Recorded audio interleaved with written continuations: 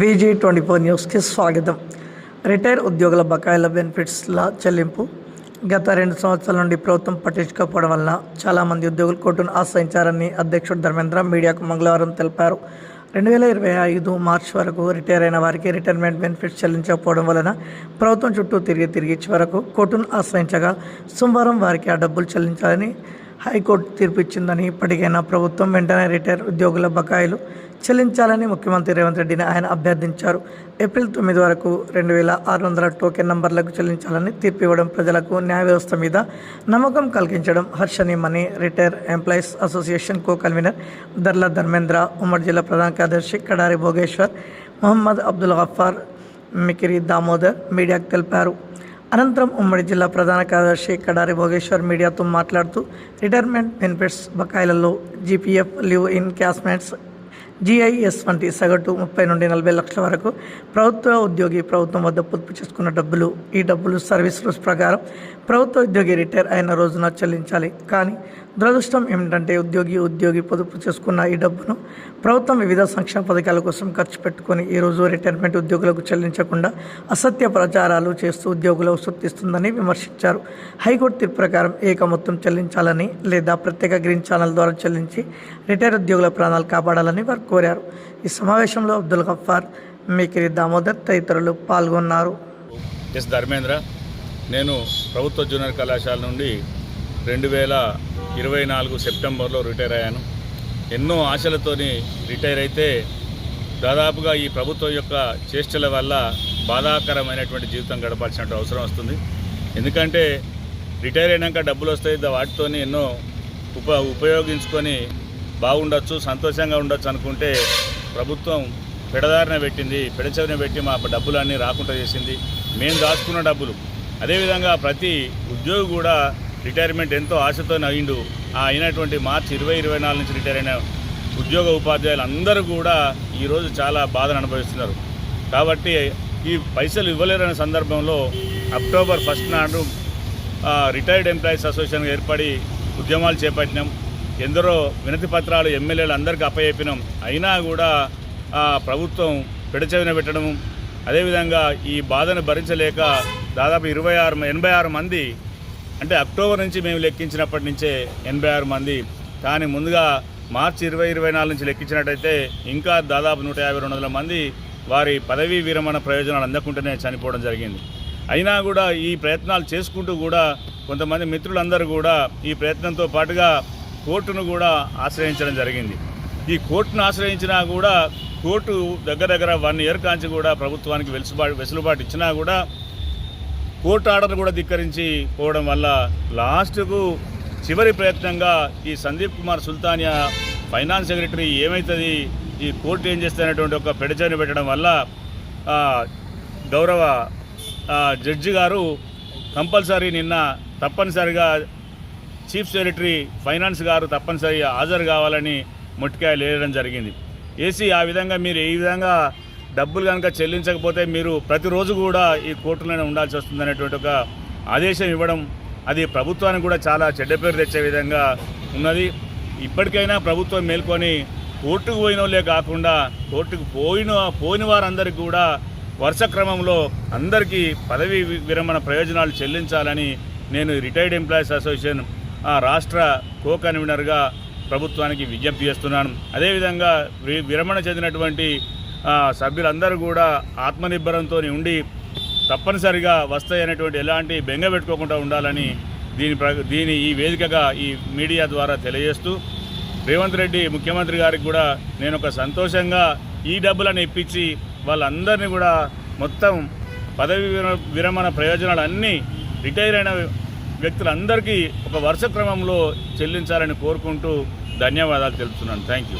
పేరు Kadari Bhogeshwar, retired employees association బకాయిల సాధన కమిటీ నుండి నేను ఉమ్మడి వరంగల్ జిల్లా ప్రధాన కార్యదర్శిగా పనిచేస్తాను. ఈరోజు నిన్న హైకోర్టు ఇచ్చిన తీర్పు, హైకోర్టు జడ్జి ఇచ్చిన తీర్పులో కూడా ప్రభుత్వానికి ఇది ఒక చెప్ప పెట్టి ప్రజాపాలన పేరు మీద ప్రభుత్వం ఒక జడ్జి గారు ఒక ఫైనాన్స్ సెక్రటరీ, ఒక IAS ఆఫీసర్ని వచ్చి రాత్రి వరకు కూడా నేను ఉండాలితా, మీరు తప్పనిసరి హాజరు కామని చెప్పి ఆదేశించడం, ఎన్నిసార్లు మీరు వాయిదాలు వేసుకుంటూ పోతున్నారు.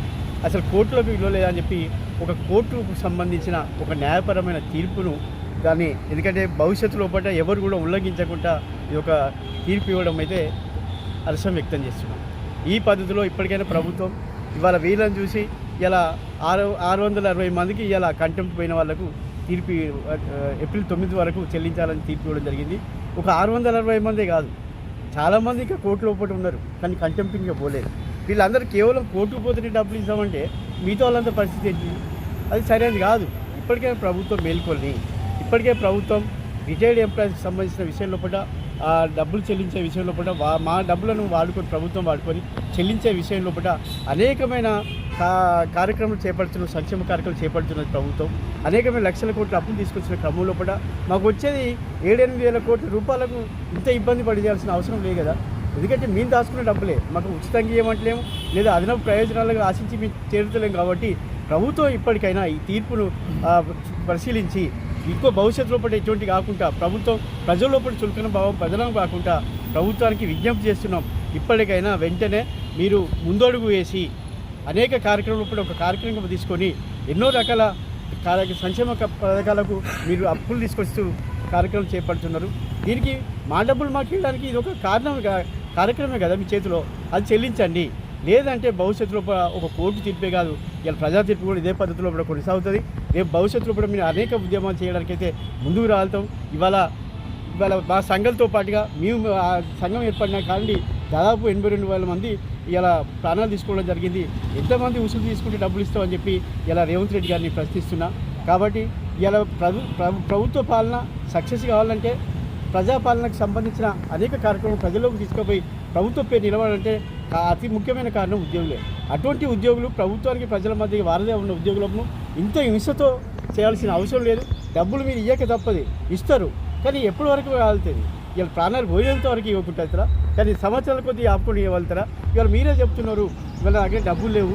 ఇవాళ నేను గత ప్రభుత్వం చేసిన అప్పులోనే ఇవాళ ఈ ఎత్తులు కట్టడానికి దాదాపు నెలకు 5,000 కోట్లు పడుతున్నాం. ఇప్పుడు మళ్ళీ మేము ఉద్యోగంలో ఉండి మేము దాచుకున్న డబ్బులు కూడా ఇప్పుడు డబ్బులు లేకుండా హాస్పిటల్ ఖర్చులు పెట్టే పరిస్థితి లేకుండా ఇవాళ అనేకమైన అప్పులు తీసుకొచ్చినాం. మళ్ళీ మా మీద ఎవరు కడతారు? ఇవాళ దేశాన్ని కోర్టు వారికి కూడా విజ్ఞప్తి చేస్తున్నది ఏంటంటే ఖచ్చితంగా ఇంట్రెస్ట్ గతంలో ఇచ్చిన హైకోర్టు ఇచ్చిన తీర్పు ఉన్నది, ఆగిన డబ్బులకు 10% ఇంట్రెస్ట్ కట్టియాలని చెప్పి డబ్బులు ఇంట్రెస్ట్తో సహా చెల్లించవలసిందిగా విజ్ఞప్తి చేస్తున్నాం.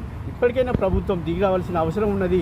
ఎందుకంటే ఇవాళ అన్ని పార్టీలు, ఎమ్మెల్యేలు అందరూ కూడా ఇలా రిటైర్డ్ ఉద్యోగుల పక్షాన్ని నిలబడి అందరికి వాళ్ళు చెల్లించాలని చెప్పి డిమాండ్ చేస్తున్న క్రమం లోపల ఇది రాష్ట్ర వ్యాప్తంగా ఇవాళ దేశంలో కూడా అన్ని ప్రాంతాలకు విస్తరించిన కార్యక్రమంలో భాగంగా ఉంది. కాబట్టి ప్రభుత్వం ఇప్పటికైనా కళ్ళు తెరిచి రిటైర్డ్ ఉద్యోగుల పక్షాన్ని నిలబడి వాళ్ళ డబ్బులు వాళ్ళు చెల్లించాల్సిందిగా మరొకసారి రిటైర్డ్ ఎంప్లాయీస్ అసోసియేషన్ బకాయిల సాధన కమిటీ తరఫున ప్రభుత్వానికి విజ్ఞప్తి చేస్తున్నాం. నమస్కారం, నా పేరు ఎండి అబ్దుల్ గఫార్, రిటైర్డ్ బకాయిల సాధన సమితి బాధ్యులం. ఈరోజు హైకోర్టు ద్వారా ఇచ్చినటువంటి తీర్పును స్వాగతిస్తూ మరి ప్రతి ఒక్కరు కూడా కోర్టుకు వెళ్ళాలంటే ఇబ్బందులు కలుగుతాయి. కాబట్టి మిత్రులు బాధ్యులు తెలియజేసినట్లుగా 2024 మార్చి నుండి రిటైర్డ్ అయినటువంటి ఉద్యోగులు దాచుకునేటువంటి సొమ్మును ప్రభుత్వం అనేక కార్యక్రమాలకు బదలాయించి అనేక వేధింపులకు గురి చేస్తున్నందున అందరూ మానసిక క్షోభకు గురై చనిపోయినారు. వారందరికీ సంతాపాన్ని తెలియజేస్తూ హైకోర్టు ఇచ్చినటువంటి తీర్పును స్వాగతిస్తూ మళ్ళీ బట్టి విక్రమార్క గారు కూడా 700 కోట్లు కాకుండా 1000 కోట్లు అన్నారు. నెలకు 1,500 కోట్లు రిటైర్డ్ ఉద్యోగులకే కేటాయించినట్లయితే 5-6 నెలల లోపల అందరి బకాయిలను తీర్చిన వారు అవుతారు. మేనిఫెస్టో లోపల లేని కార్యక్రమాలను కూడా మీరు అమలు చేస్తున్నారు. కాబట్టి దయచేసి మా మనోవేదనను అర్థం చేసుకొని మీ ద్వారా ప్రభుత్వం సానుకూలంగా స్పందించి రిటైర్డ్ అయినటువంటి ఉద్యోగులందరి వరుస క్రమం లోపల కోర్టు పోయినా పోకపోయినా అందరికీ చెల్లించి వాళ్ళ యొక్క జీవితాలను కాపాడవలసినటువంటి కనీస తండ్రి లాంటి ప్రభుత్వం బాధ్యత ఉంది. కాబట్టి దాన్ని నిలబెట్టుకోవాలని, మరియు రాజ్యాంగం లోపల పొందుపరిచినట్లుగా తీవ్రంగా అన్యాయం జరిగినట్లయితే కోర్టు వెళితే న్యాయం జరుగుతుందని రాజ్యాంగ పరిహారపు హక్కును నిలబెట్టే విధంగా ఈరోజు హైకోర్టు తీర్పు ఇవ్వడం చాలా హర్షదాయకం. దాన్ని నిలబెట్టుకోవాల్సినటువంటి బాధ్యత ప్రభుత్వం పైన ఉన్నదని మీ ద్వారా ముఖ్యమంత్రి గారిని తెలియజేస్తూ అందరి బకాయిలను చెల్లించి రిటైర్డ్ అయినటువంటి ఉద్యోగ ఉపాధ్యాయుల అందరినీ ఆదుకోవాల్సిందిగా కోరుతున్నాము. Thank you. ఉద్యోగులపై ఈరోజు నిన్న హైకోర్టు ఇచ్చిన తీర్పు స్వాగతనీయం, హర్షణీయం, మానవీయం.